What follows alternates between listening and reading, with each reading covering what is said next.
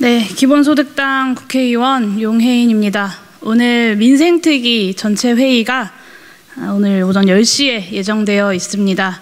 이 과정에서 소수정당 패싱에 대한 문제 제기와 오늘 민생특위에서 다루게 될 안건들에 대한 입장을 발표하는 기자회견을 시작하겠습니다. 네, 먼저 소수정당 패싱하는 국민의힘과 더불어민주당에 유감을 표합니다. 특위의 의제를 교섭단체 간사들 간의 합의로 정한다 하더라도 의제를 정했으면 적어도 비교섭단체 의원에게 결정된 의제가 무엇인지 말씀은 해주셔야 하지 않겠습니까? 교섭단체인 양당 간사 합의로 위원회의 일정과 의제를 정하는 것이 국회의 규칙이자 관행이라고 하지만 이걸 비교섭단체 의원은 언론을 통해서 봐야 합니까? 오늘 오전 전체 회의를 1시간 30분 앞두고 류성걸 위원장이 전화를 주시지 않았다면 저는 언론의 보도를 제외하고는 양당으로부터 의제에 대한 어떤 정보도 받지 못한 채 회의에 들어갔었어야 합니다. 심지어 해당 법안들은 오늘 심사에서 8월 2일 본회의에서 통과시킬 방침이라고 합니다. 이미 결론이 다 정해져 있는 것입니다. 최소한의 토론도 거칠 이유가 없다고 생각하는 오만함이 묻어 있습니다. 비교섭단체 의원과 정당의 전문성과 의정활동의 방향을 전혀 고려하지 않는 일방적인 상임위 배정에 항의하며 국회 로텐더홀에서 8일째 농성을 이어가고 있는 저로서는 양당의 소수정당 패싱이 습관화된 것이 아닌가 우려합니다. 최소한의 의무라도 다해 주실 것을 양당에 요청합니다. 이런 기초적인 소통 문제만은 아닙니다. 오늘 심사할 법안들도 문제입니다. 국민의힘과 민주당의 생각이 일치하더라도 그것이 늘 국민의 상식에 부합하거나 좋은 결과로 이어지지는 않았습니다. 오히려 야합해서 중요한 문제를 실망스럽게 처리하는 모습을 자주 봐오지 않았습니까? 그렇기 때문에 기본소득당 같은 새로운 시각과 대안을 갖춘 정당의 목소리 역시 국회 토론 과정에서 함께 논의되어야 합니다. 우선 말씀드리고 싶은 것은 유류세 인하 문제입니다. 저는 양당이 지금 합의하려고 하는 묻지마 유류세 추가 인하는 정유사 이익만 불리는 무책임한 정책임을 분명하게 경고합니다. 묻고 싶습니다. 지금까지의 유류세 인하가 기름값 안정에 효과가 있는지 한번 살펴보셨습니까? 실제로 누구에게 혜택이 가는지 조사해 보셨습니까? 문제점을 해결하기 위한 구체적인 보완책은 마련하셨습니까? 유류세 인하는 막대한 세수를 포기하는 정책입니다. 지난 11월부터 올해 연말까지 유류세 인하로 기재부 추산 9조 원의 세수가 줄어들 것으로 추정됩니다. 그렇다면 실제로 인하 세액만큼 소비자들이 혜택을 입었는지 분석해서 추가 인하 필요가 있는지 판단하는 것이 상식적입니다. 그런데 지금까지 주무부처인 기재부와 산자부는 보고서 한 편, 용역 결과 하나 낸 것이 없습니다. 답답해서 저희 의원실에서 분석을 해보니 유류세 인하액이 지금까지 가격의 40% 정도밖에 반영되지 않았던 것으로 드러났습니다. 휘발유 세금 182원 깎아줬는데 휘발유 소비자가는 69원만 떨어진 것으로 나타납니다. 다른 소비자 단체의 결론도 비슷합니다. 한편 정유사 마진은 세금 인하 전보다 7배나 폭등해서 상반기 영업이익 10조 원 대박을 터뜨린 것으로 나타났습니다. 유류세 인하의 수혜를 정유사만 왕창 가져가고 있는 것입니다. 69원 이하 혜택을 누릴 바에야 차라리 저 9조 원을 월 1만 원 전국민 대중교통 티켓, 저소득층 지원, 유가보조금 합리화, 안전운임제 확대와 납품단가 연동제 안착을 위한 재정으로 사용하는 편이 훨씬 낫지 않겠습니까? 정유세 초과이익에 과세하는 횡재세를 걷어서 유류세 인하 세수를 보전하고 국민들에게 지원하는 방향이 더 바람직하고 효과적인 방향 아닙니까? 저는 경제 충격을 완화하는 차원에서 한시적으로 유류세 인하를 할 수도 있다고는 생각합니다. 그러나 이렇게 제대로 된 효과 분석도 없이 효과 미지수인 정책을 보완책도 없이 밀어붙이는 것은 동의하기가 어렵습니다. 여야에서 나오는 보완책이라는 게 유류세 인하액 소비자 직접 환급 같은 것입니다.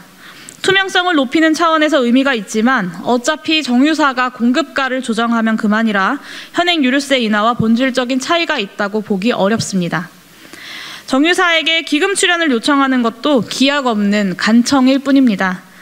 카르텔 단속 강화도 이미 하고 있던 일입니다. 공정위가 기존 법리로 최근의 정유사 행태를 담합으로 다스릴 수 있겠습니까? 저는 회의적입니다. 다른 나라에서 시행하고 있는 에너지 기업에 대한 횡재세와 직접 지원이라는 국제기구도 권장하고 있는 훨씬 효과적인 대안이 있는데도 정유사 이익과 자유시장 신앙을 지키기 위해서인지 유류세 인하만을 고집하는 양당의 상상력으로는 문제를 해결하기가 어렵습니다. 식대 등의 비과세 확대 정책도 저는 지뢰라고 봅니다. 점심값도 많이 올랐는데 직장인들 식대 비과세 소소하게 늘리는 게 뭐가 문제냐라고 생각하실 수 있습니다. 아닙니다. 이것은 외판원들의 문 열리면 발 밀어넣기 전략입니다. 대대적 감세 드라이브에 민주당을 얽어넣기 위한 포섭입니다. 식대 비과세 혜택은 근로소득이 높을수록 커집니다. 근로소득이 2천만 원인 사람에게 감면액은 8만 원에서 그칩니다. 그러나 근로소득이 2억 원인 사람은 연간 46만 원을 돌려받게 됩니다. 런치플레이션은 모두에게 동등한데 고소득자에게 6배 이상의 혜택이 돌아갑니다. 이런 비과세나 소득공제료의 확대는 누진세 구조에서 언제나 고소득자들에게 더 큰 혜택으로 돌아옵니다. 문제는 이 식대 비과세 확대 논리가 전면적인 소득세 감세 논리로 확대될 수 있다는 점입니다. 점심값이 올랐으니 비과세 크기를 확대해줘야 한다는 논리를 수긍해버리면 소득이 늘어났으니 소득세 과표도 조정해서 세금을 깎아줘야 하는 논리도 거부하기 어려워집니다. 실제로 정부의 세법 개정안에 이미 이런 내용이 들어가 있고 여야 모두 이런 취지의 법안을 발의한 바 있습니다. 한번 정착되면 이 비과세 확대와 과표 조정은 정례화될 가능성이 높습니다. 이런 근로소득세 감세는 법인세, 상속세, 부동산세, 세금 대폭 감면의 알리바이로 활용됩니다. 법인세 깎아준다 하니 근로소득세는 왜 안 깎아주냐는 여론이 일어났던 것을 기억하실 겁니다. 결국 근로소득세 감면 계획도 발표되면서 부자 감세 여론은 어느 정도 느그러졌습니다. 푼돈을 내주더라도 거금을 받아내는 전략입니다. 만약 국가의 보조 없이 버는 만큼 그대로 가져가는 사회가 정의롭다고 믿는다면 저 감세안을 받아들일 수 있을 것입니다. 그러나 부와 가난이 대물림되는 사회를 지향하고 장애가 곧 가난과 고통을 의미하지 않는 사회를 지향하고 재능과 운이 없어 나쁜 일자리에 평생 매달려야만 하는 사회를 끝내야 한다고 생각하신다면 식대 비과세 확대와 같은 미끼를 물어서는 안 된다고 말씀드리고 싶습니다. 저는 그래서 제안합니다. 세금을 감면하지 말고 차라리 그 액수만큼을 국민들에게 나누어 주십시오. 도리어 이런 구상을 해볼 수 있습니다. 현존하는 공제를 축소 폐지해서 누진세 구조를 복원시키고 그것을 기본소득화하십시오. 이것만으로도 2023년 기준 추산 1인당 연간 144만 원을 지급할 수 있습니다. 국가의 재분배 기능을 복원하고 공동체 구성원들이 경제적으로 안전할 권리를 보장하는 것이 저는 제대로 된 위기 대응법이라고 생각합니다. 더불어민주당과 국민의힘 양당에게 묻겠습니다. 민생특위 왜 만드셨습니까? 이렇게 번갯불에 콩 구워 먹듯 검증되지 않은 감세 정책만을 합을 맞추어서 밀어붙이는 모습이 정말 개탄스럽습니다. 여야가 바뀌기 전에도 종부세 깎는데 한 목소리를 냈던 장면이 떠오릅니다. 특위를 만들었다는 건 현장 이야기도 듣고 지금껏 썼던 정책들의 효과 검증도 해보겠다는 취지 아닙니까? 이렇게 묻지마 합의로 통과시킬 거라면 특위는 왜 만들었습니까? 그 어느 때보다 엄중한 시기입니다. 기대인 플랜은 사상 최고를 찍고 한풀 꺾이긴 했어도 고유가의 충격은 여전합니다. 국민들은 잔뜩 빚을 지고 있는데 미국 연준도 한국은행도 앞다투어 금리를 올리고 있습니다. 과거의 관성으로 기재부 관료들이 하자는 대로 결정하지 마시고 시야를 넓혀야 합니다. 민생특위를 묻지마 감세를 정당화하는 기구로 전락시키지 말아주십시오. 오늘 민생특위 회의에서도 저는 이러한 의견을 앞장서서 내겠습니다. 이상입니다.